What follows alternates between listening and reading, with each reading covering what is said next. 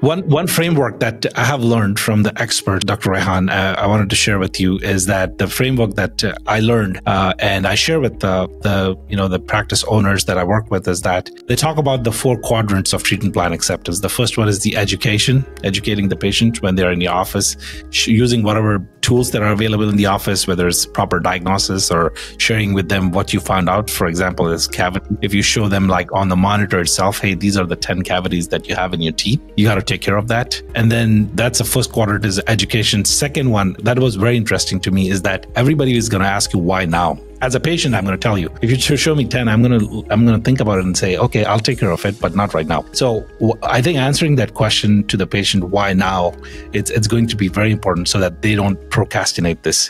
Is that they have to understand that if you procrastinate this cavity, this is going to turn into a root canal. I'm not trying to teach a dentist here, but what I learned is that the more people don't understand that procrastinate is not going to make things better in the healthcare. You got to take care of things right away. If you don't take care of things right away or as soon as you can, then it can hurt you and going to make more expensive. So why now is the second quadrant. The third quadrant is the offer. What is your offer? Meaning as a practice, it sounds a little commercial, but that's exactly what it is. Like what you mentioned, the treatment plan, give them one treatment plan. This is what you need. This is what you need to get done.